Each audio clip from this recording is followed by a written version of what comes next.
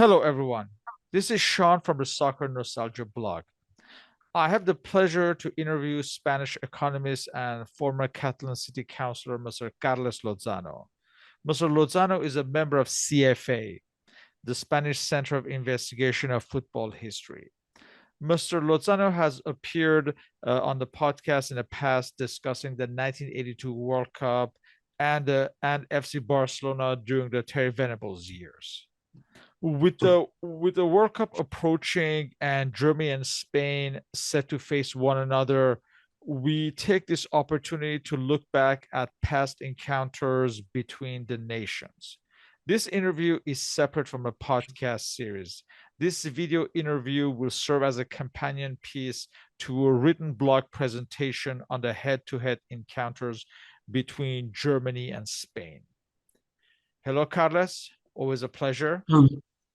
Hello, my pleasure. Well, the first matches between the nations took place at a turbulent time in Europe's history, just prior to the war and during the Second World War itself. The very first match was in Köln on May 12, 1935, with Spain winning 2-1. The sides met in the following year at Barcelona on February 23rd, 1936. This time the Germans won 2-1. The sides met again at Berlin at the height of the war on April 12, 1942. This was a German team that was strengthened by the presence of Austrians after the Anschluss. This match ended as 1-1. I assume, unless you're a football historian, not much is remembered from these matches. But obviously, I'm sure there must have been something significant historically, given the time that they were played in. Yes, there is some memory in the Spanish football historiography about that, because those matches had some transcendence. Really, Spain was in those years was a good team, good football team. Maybe you will not see it in the World Cup of 34. They were quarterfinalists, nor 38, as Spain didn't play it because of the Civil War. But Spain was within a respectable team. As a matter of fact, in 1929, Spain is the first team to defeat England, the first continental European team which defeats England by 4-3. So Spain was respected and programmed these matches against Germany, the first in 1935. And it seems they tell it was really interesting match. There was the stadium was full of many people, 80,000 people in Köln in that match, and Germany one side, a respectable team, Spain in the other. Germany scored the first. Later, two Spanish players were injured. They left the field and were substituted. And later, they returned and came back to the field. In a strange situation, but two injured players were out and later went in. And in the end, in the second time of the match, two goals of Langara give the Spain the victory. Langara was a very, very good forward that probably you don't know because he only played in Oviedo in his career. He was top scorer for 3 consecutive years, but he never was in a big team, and he was not really very known. His career in Spain finished in the Civil War and continued in Mexico, where he was top scorer in the 40s, and either in Argentina, where he played in River Plate. Well, this Langa, Isidro Langa, a very good player, was the scorer that gave Spain this remarkable victory in Germany. 1 year later, they met in Barcelona, and that had very political context because the match was played between the team of the Nazi Germany one side and the team of the Spanish Republic in the other side. Just 1 week before of this match, there were elections in Spain. Elections very important because they were a confrontation between the left parties and right parties, and were won by the left parties. So in 1936, Spain was the flag of the left parties in Europe, a coalition with left parties and even socialist and communist parties, something really strong. Well, so in this euphoria of the left-wing parties in Spain at that moment, and in Barcelona in particular, comes the team of the Nazi Germany. So the commentaries in the people were, as you can imagine. The match didn't go so well. The Spanish national team in just 1 year has had a bad moment, really. And 1 month before, Spain has suffered his first home defeat ever. Spain didn't lose at home until 1936, a match against Austria, 4-5. And 1 month later comes here Germany, and Germany wins 1-2. So it was 2 consecutive defeats. This match was also the last match of Ricardo Zamora with Spain, the mythic goalkeeper who had played more than 40 matches with Spain, played in this day his last match with Spain. And the Spanish goal, if you like some trivia, was scored by the Catalan player Martí Ventolrà, who has quite a history. He also, for political reasons, will leave Spain in the Civil War. He will go to live to Mexico, and then in Mexico he will be a football player and will marry with the daughter of the President of the Republic. Nonetheless, he married the daughter of the President of the Republic. A good life, so from it on, and his son Martín Ventorra, will play the World Cup 1970 with Mexico. So, as his father had played with Spain the World Cup 1934, the Ventorra are the first father of son who played 2 World Cups with different countries. A little trivia. And well, after this, there is another match in 1942, but that is a very dark time, 1942. And it's a shame of part that you must think next thing. How could they play? Well, Germany in 1942, well, there were all kinds of atrocities, wanted to play friendly matches. But which countries were friends of Germany at that time? Well, unfortunately, Spain was one of them. So in 1942, Spain makes a travel to play in Germany and in Italy. All the context you can imagine, all the fascist environment around that, and a draw in Berlin between Germany and Spain, a defeat by Spain in Italy 4-0.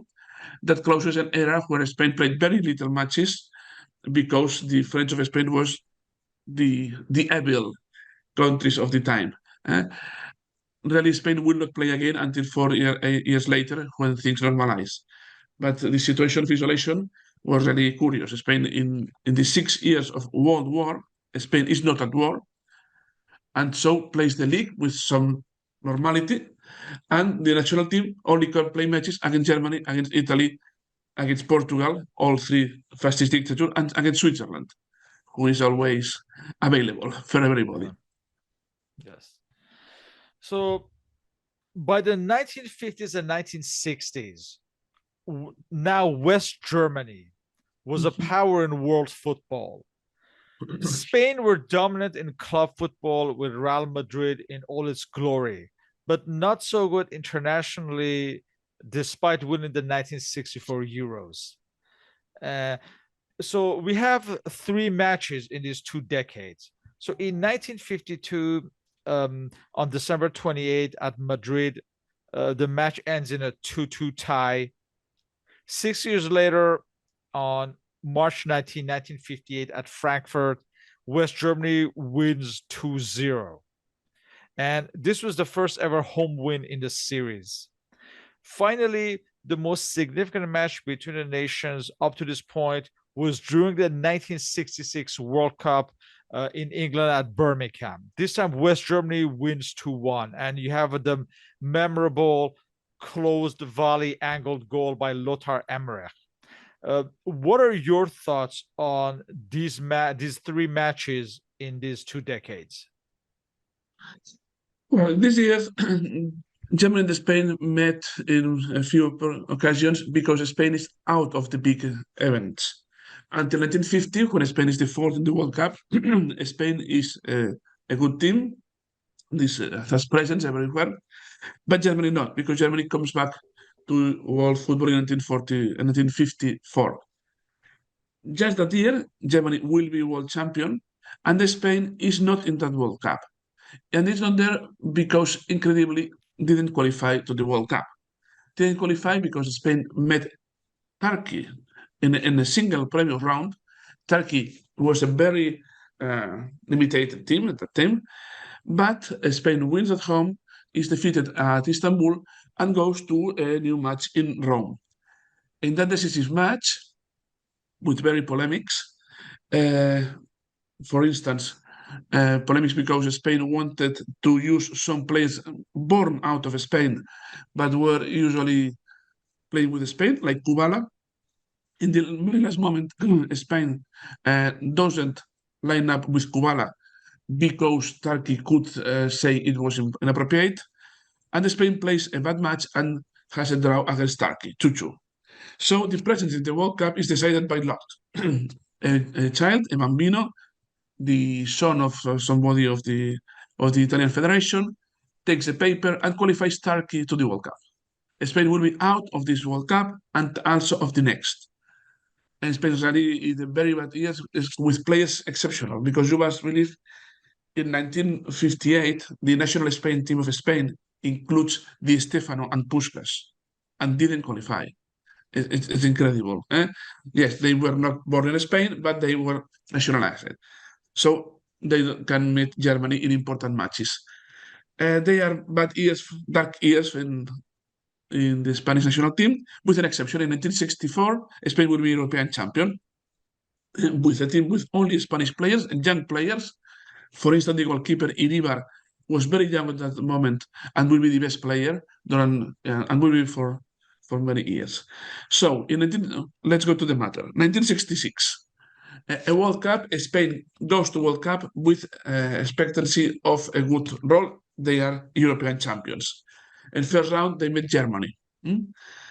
And Spain is defeated. Spain means that Germany has a consistent team with a young Beckenbauer, a team that will reach the final, and Spain plays all three matches very badly. Very badly, win once, loses two, and goes out in the first round.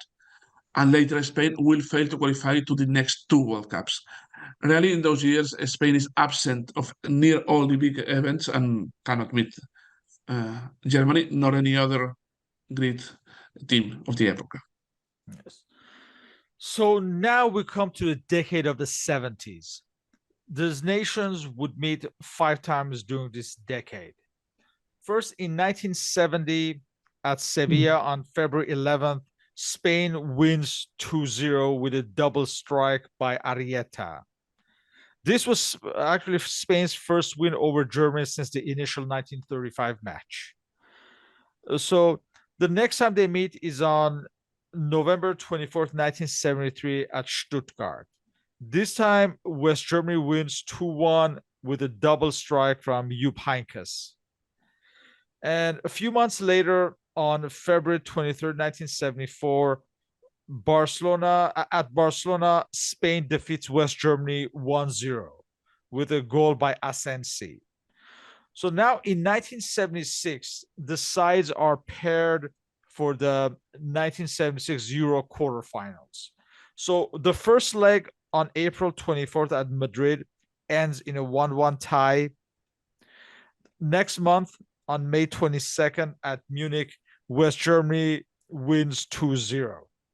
And this is West Germany as defending World Cup champions. They have won the World Cup in 1974. And West Germany had its greatest team ever, perhaps, with Beckenbauer, Gerd Müller, etc. So how are the matches in the 1970s regarded? Well, in the 70s, Spain continues out of the big headlines of this European football. There is a new coach, unless there is some stability, as Kubala is the national coach from 1969 to 1980, and takes the work to go slowly, going a bit farthest in every competition. Spain goes back to European Cups, reaching quarterfinals in several times, goes to World Cup in 1978, but is out of World Cup in 74. Well, nothing to be proud of it in those years. With Germany, some friendly matches and the eliminatory in 1976. The European Cup was played different than now. There were 8 groups of 4 countries in first round. Spain qualified ahead of Romania, and the quarterfinals by eliminatory a double match. And the rival for Spain was Germany. Yes, the World Cup and the European Cup at that moment. they arrived to Vicente Calderón in Madrid as the European and world champions. Germany have lined up with Mayer, Dietz, Beckenbauer, Box, Schwarzenbeck, Bonhoff, Holzenbeck, Bieber, Berg, Danner, and Worm. Well, amazing. Spain with a team where you will remember probably Camacho and Migueli, and the forwards were Santillana and Kini. Well, a team from Spain who can expect a lot of things. As a matter of fact, even at club levels, and you must remember that none of the Spanish clubs win an European title from 1966 to 1979. 13 years. We are in this period with the deepest years of the Spanish football. So this match in Madrid, very interesting. Spain and Germany draw at 1-1. Santillana scores for Spain and Erich for Germany. And in the second hand, in Germany, there is the logical win, and Germany qualifies. Spain closed so an era where they always played European Cup, but just was champion in 1964 and had bad memories in all the other editions. The 80s will be different. Yes. Yes, the sides would meet 4 times during the 80s. So, first, during the 1982 World Cup, hosted by Spain, the sides met on July 2nd, 1982, at Madrid, with West Germany winning 2-1. 2 years later, during the 1984 Euros in France, Spain defeated West Germany in an upset win in Paris with Antonio Maceda's memorable header in the last minute. There was a friendly in 1986 on October 15 in Hanover that ended in a 2-2 tie. And finally, again, as part of the Euros, this time in West Germany, on June 17, 1988, in Munich, West Germany defeated Spain with Rudi Völler scoring twice. This was the last match between the nations where, as West Germany, as they would be reunified with the East 2 years later. Now, from a Spanish perspective, the two matches in 1982 and 1984 are matches of contrasting fortunes. The 1982 match signaled Spain's disappointing World Cup at home, while the 1984 match, with a dramatic header of Maceda, signaled a renewal and progress with Miguel Munoz following the disappointment of 1982. Tell me how you remember these matches in this decade. Yes, there are two sides of a coin. If you ask at the start of the 80s, what team is afraid in a Spanish supporter, it would say Germany. Germany was seen as the team that always win, and they had won it. So in 1982, Spain goes to a World Cup at home, the big event, Spain organizing the World Cup. Somebody believes Spain can either be champions. But in the first round, Spain is terrible, 1 win, 1 draw, 1 defeat, and the expectations go very low. But the second round starts with Spain-Germany. And the same people who was very optimistic now sees this as an impossible mission. And nobody believes Spain can change the play and defeat Germany. And as a matter of fact, Germany will win 1-2. Germany wins at Madrid and gives them a step to qualify. Spain, with that match, was out. And it's an important fact.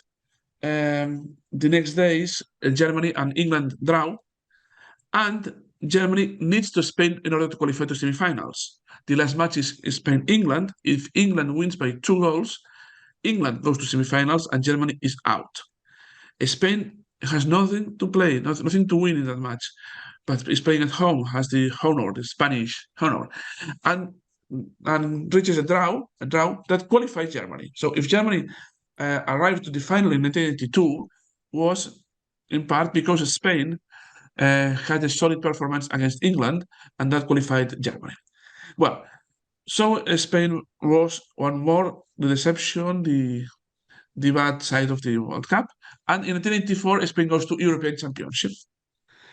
And to start with, in France, with Miguel Munoz boys, they have 2 draws. Spain draws to Portugal, Spain draws to Romania. So the last match is against Germany.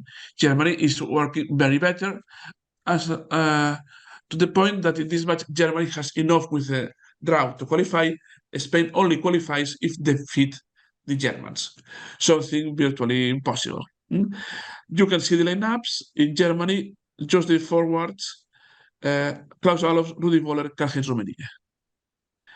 In Spain, well, in forward, Carrasco and Santillana, very well, and some other players that we know, but you maybe will not remember so much. Arconada, Goicoechea, Maceda, Julio Alberto Gordillo, Camacho, Gallego, Víctor, Señor, Carrasco, and Santillana. Well, it was 0-0 all the match. The draw qualifies Germany.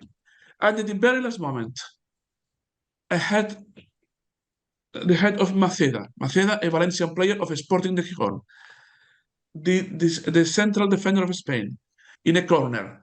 He uses his head to score the goal for Spain in the last minute of the last match of the first round. Spain defeats Germany, Spain qualifies, and Germany goes home. Germany was the European champion, the world runner-up, and is out. And Spain qualifies incredibly. A very big moment, very celebrated in Spain, because it was the first thing to celebrate in 20 years for Spain. Spain later will defeat Denmark in penalties, and reaches the final with just one win in all the European Nations Cup. Spain had won one of 4 matches and was in the final. The final is Spain against France in Parc des Princes. French will win 2-0, and Spain finishes second. The best performance in 20 years for Spain, and all thanks to the fact that Spain defeated finally Germany in a crucial match. Nice. So, surprisingly, the sides only met twice during the 1990s. During the 1994 World Cup at Chicago on June 21st, the sides played in a 1-1 tie, and the match is remembered for one Goicoechea's cross that ended in a goal. We never know if he meant to do it or he didn't, but it was a beautiful shot, from a close angle. Yeah. The most remembered goal in Goicoechea's career. Everybody who met Goicoechea remembers that goal, and he's always explaining it because that was really historic and memorable. Yeah. And a few months later, in early 1995, on February 22nd, the sides played in a friendly at Jerez de la Frontera. The match ended in a scoreless tie, and I guess not much is remembered from this match. But the 1994 match is the one that's mostly talked about. What do you remember? Well, it's World Cup 94. That was an interesting World Cup. To play in Chicago, in Spain, Germany has some point exotic to remember. That Spanish national team was diriged by Clemente. Javier Clemente was a very defensive coach, and so were his team. But the players were basically those from Barcelona. Barcelona had reached that year with Johan Cruyff, probably the best player in Barcelona's history, the best way of play. So the Barcelona had won 4 consecutive leagues and had reached the final of the European Cup, but was defeated in it by Milan. So the national team of Spain was quite nice. It had his possibilities, but Clemente used a lot of defenders. In that match, Clemente uses with Zubizarreta to Ferrer, Alcorta, Hierro, Abelardo, and Sergi. 5 defenders. And in midfield, Caminero, Guardiola, Luis Enrique, Goicoechea, and forward Julio Salinas. Very curious to see here Guardiola and Luis Enrique playing together. That was not very usual because Luis Enrique was a Real Madrid player in that moment. Later he will go to Barcelona and will be hated in Madrid for that. But Spain with one forward player is not easy, can score a goal. But only at 14 minutes, Goicoechea from the lateral of the field takes the ball, probably center, but it goes over the goalkeeper Bodo Igner, and the Spain takes the lead in the match. Later, Klinsmann will get to reach another goal. A very good team of Germany also that day. Illner, Kohler, Strunz, Bremen, Moller, Hasler, Matthaus, Berthold, Sammer, Efemer, and Klinsmann. What the names? Well, it was a group with Korea and Bolivia, so really both teams qualified. The history will be made later. Spain will be defeated by Italy in quarterfinals in a match. Maybe you don't remember, but here it is always remember. It goes to extra time, and Tassotti gives a hand cut to the nose of Luis Enrique and breaks his nose.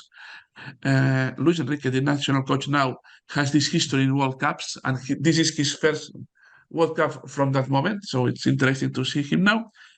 And Germany will be defeated by Croatia, so will not achieve his expectancies too. For the rest of the 90s, they will met very few. You said that friendly match in Jerez. Jerez is an Andalusian city with those years wanted to have presence in the world of sport.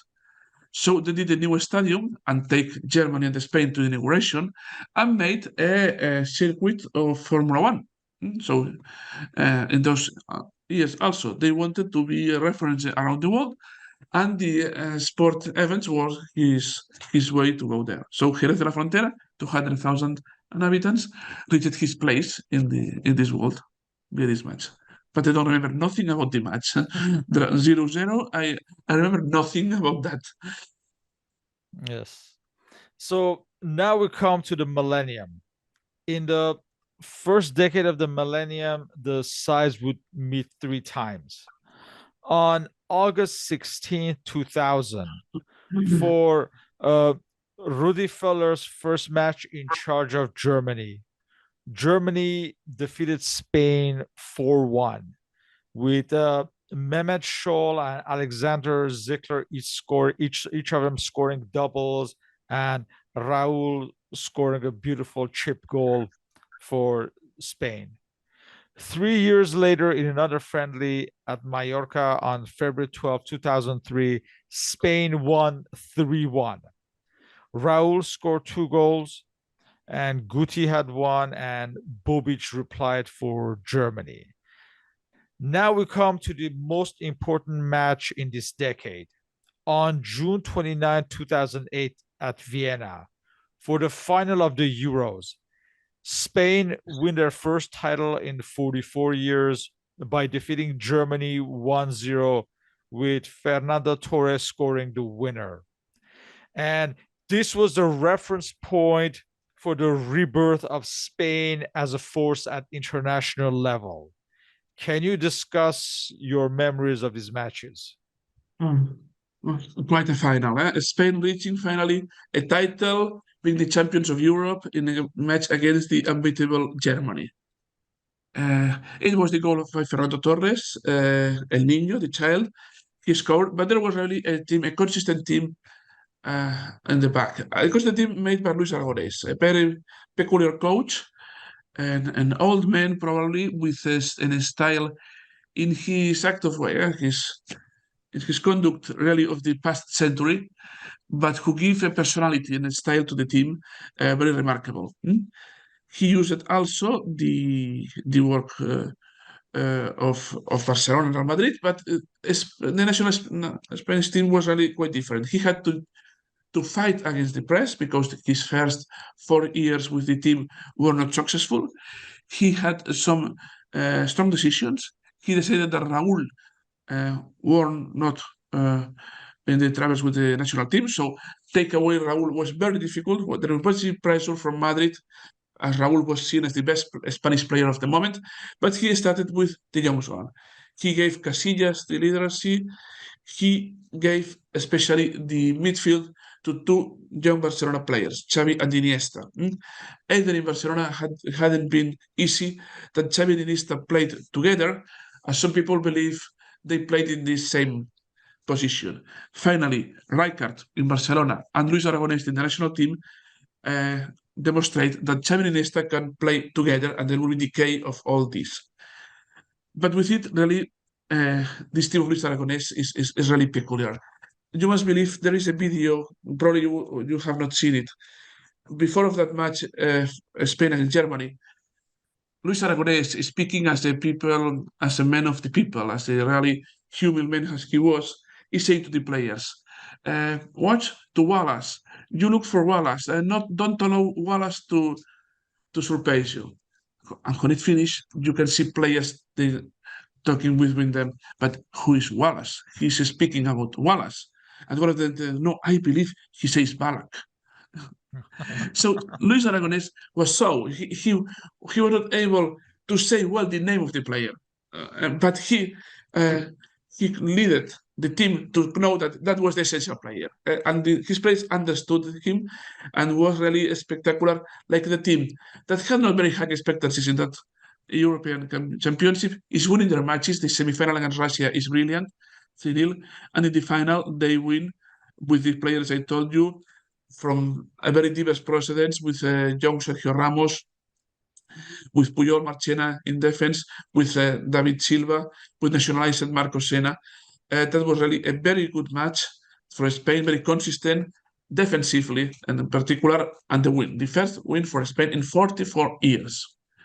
But Luis Aragonés had said before of these European champions that he was leaving the national team.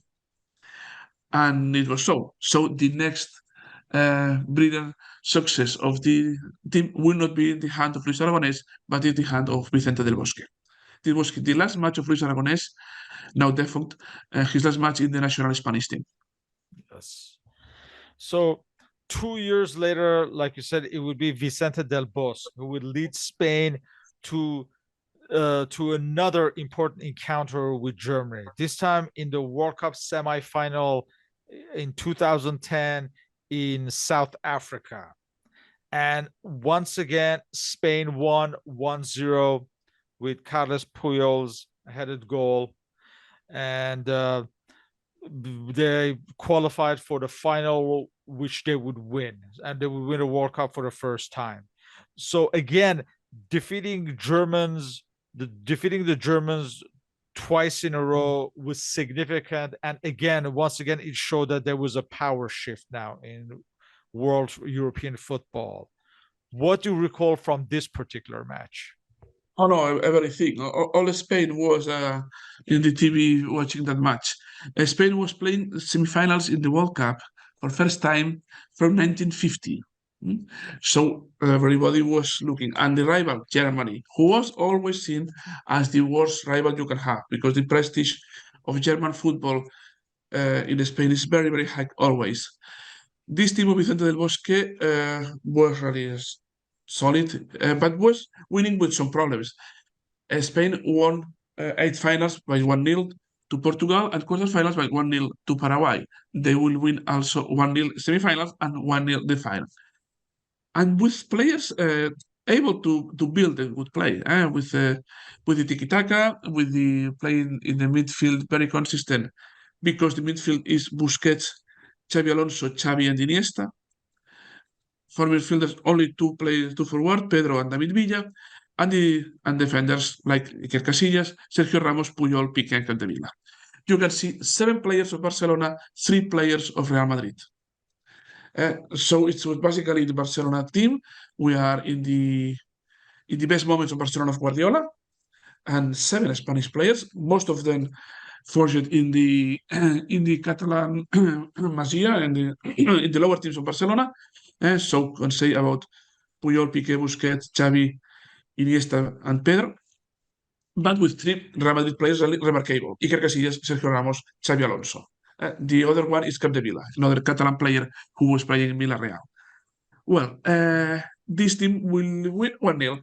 How was it? I was reading yesterday. I didn't know. The situation is this: the first time of the match, there is a corner that Xavi shots to the head of Capdevila with no more consequences. In the halftime, Carles Puyol tells his friend Xavi in Catalan, tells him, when there is a corner, shot it like that of Capdevila. Puyol has the play in his head. So it will be at the 13th minute of the second time, a corner finally. Puyol goes there and makes the signal to Xavi. Xavi takes exactly the same corner at the same point that in the first time, and Puyol is there with really strong. He's a player, if you remember, is absolutely strong. His neck is as an arm, is absolutely, and the force he gives with his head in that shot goes to the goal of Neuer. It's the only goal of the match. It's the first goal in Spanish semi-final in 60 years, and the goal that leads to Spain to the final, defeating Germany, who fights to the last moment and has very good players. I believe that he's close to the top scorer of the history of World Cups, and with Neuer, Friedrich Lahm, Mertesacker, Boateng, Khedira, Steiger, Ozil, Trochowski, and Podolski. A very good team. Spain didn't receive a single goal in this match, none of the 4 matches of the final round, and this will be the key point before Spain defeats Netherlands, more remember, in the final. But absolutely, without the goal of Puyol against Germany, Spain wouldn't be the world champion. And Puyol is a player who only scored 30 goals in all his career. Only 30 goals in 15 years in top level. And one of them in the semifinals of a World Cup. Yes. So the sides would meet in 2 more friendlies in this decade. On November 17th at Vigo, November 17, 2014 at Vigo. This time Germany won 1-0 with Toni Kroos scoring in the last minute for the Germans. This would be Spain's first home loss to Germany since the 1982 World Cup. There will be another friendly on March 23rd, 2018 at Dusseldorf. This time, this match ended as a 1-1 tie. So, and I would say these matches were relatively inconsequential matches. What are your thoughts? Well, those were friendly matches. That Yeah, no, in the yeah, tense there is not very, not very. There are friendlies and not given right. history of that. Yeah, Fortunately, friendlies are disappearing in Europe because they give you nothing to remember. It's the same to win that defeat. right. Let's go to National League. Right. So yeah, so this is in the year 2020 at the height of the lockdown, the COVID-19 lockdown. We have the UEFA Nations League, and the sides play one another in empty stadiums. So the first match Yes. was on September 3rd, 2020 at Stuttgart. This match ended as a 1-1 tie with Jose Gaya scoring in injury time to tie the match. Few months later, on November 17th at Sevilla, you have the historic 6-0 win of Spain over Germany, with Ferran Torres scoring a hat trick. And this was one of the heaviest defeats suffered by Germany that I can remember. What are your thoughts on these matches? Yes, that told you. The Nations League it has not very a big relevance in Europe. Some people believe it's not important, but it's a trophy. It's played with these best European teams and gives you the chance to play against the best teams, not play friendlies, but play so. So in 2020, Spain goes to Germany in one of the first matches, and Germany played very better than Spain. Really, Germany was deserved to win that match. But in the very last minute, Gaia scored the draw unexpectedly. It's curious because the Spanish national team, I noticed for the World Cup, is scoring many goals in the last minutes of the matches. Recently, has scored a lot of, has avoided many defeats, scoring in the injury time, and has won some match in injury time. Maybe World Cup it is a reference, it's a clue that what may happen. But Luis Enrique's players fight to the last minute. I have the luck to score it. So it was so in Stuttgart, Spain reached a draw and was in the top of the group. Later, Spain left some points in the way, and in the last match of the group, it was in Spain-Germany, and the winner qualified to the final four. Well, Spain took the match very seriously. Germans had said later they didn't take it so much. A stadium without crowd, the European Nations League. The matter if Spain played a very good match. Ferran Torres was incredible. He was in the peak of the chance in Manchester City at that time. Was very respected in Premier.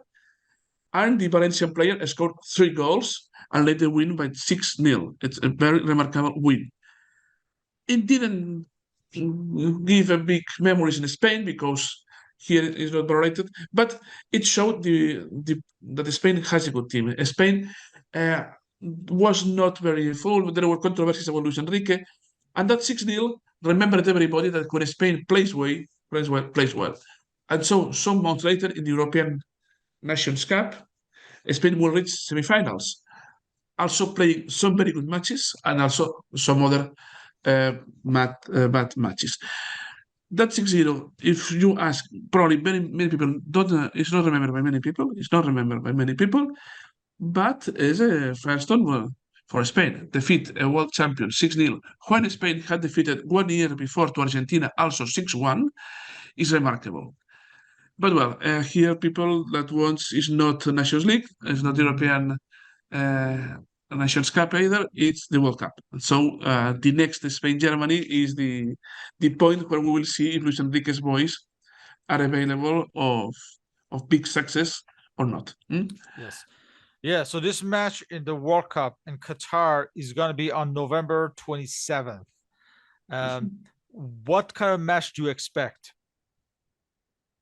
Well, Spain has not a team with very remarkable players. We have known the list of 26 players. None of them probably will be in the top 10 of the world. And also, there are some Spanish players which very good chance in the league. Maybe Iago Aspas, who is the Spanish top scorer, and some others who could go there. But Luis Enrique has an idea. Luis Enrique has a team, has a block he has been building for years. And that is a block of young players. He doesn't go with the old glories, so Sergio Ramos is out for his age and for his last presence was controversial. And the Spanish national team has, of 26 players, has 18 players which never have played a World Cup. It shows you that it can be a strong team, but they are young.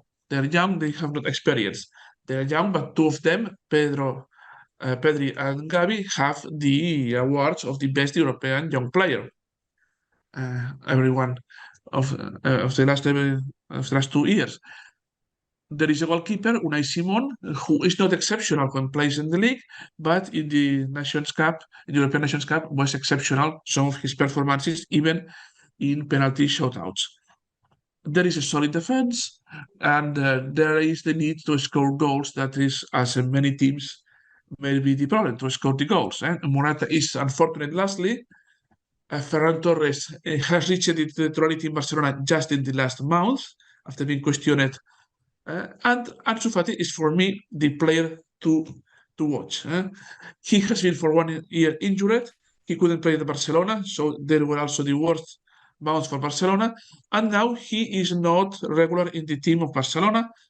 He plays last 30 minutes because he needs confidence about his body because he's coming for this long injury.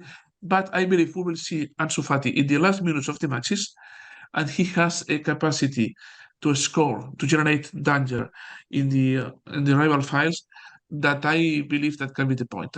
So Spain has a team that I believe is very complete, is very homogeneous in some way, but needs to win. If they start winning the first match against Costa Rica, there will be a team with a strong confidence. They will trust themselves. If they don't win, will start the criticism. It's very usual in Spain. Some press is expecting, because Luis Enrique is associated to Barcelona style, in opposition to Real Madrid styles, and that has always a cost in the Spanish press and in some Spanish TV programs with very many presence in the fans.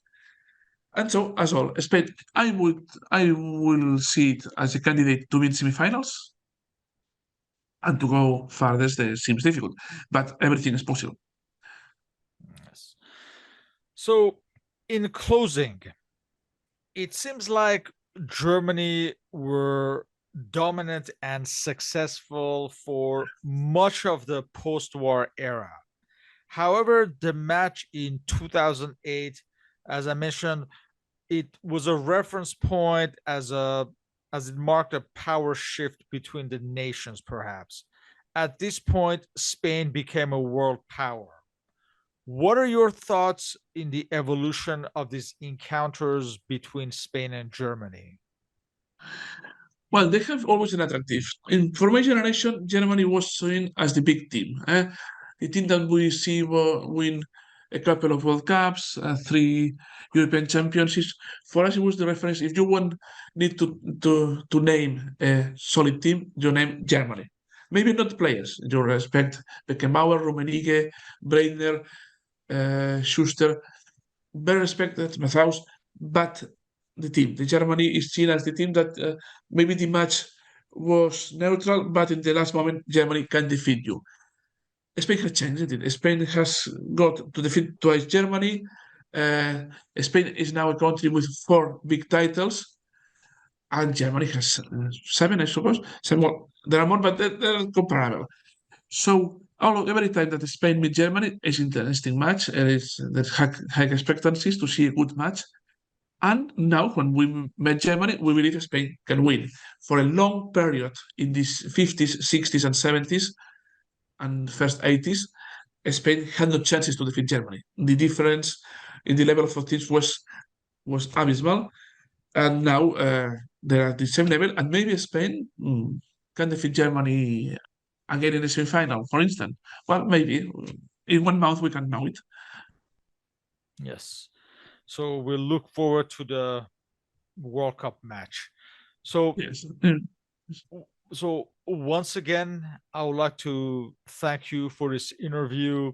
You're welcome. Yeah, I'd like to remind everyone to please read the main blog article as well for more detail. The link is included on the video upload description, along with our respective contact information. In addition, on the following days, I will upload the compendiums with all the lineups and any available photos and videos from these matches. So thanks again. And thanks to you. Yeah, thank you. And we'll talk again for future interviews. Thank you. See you soon. Thank you.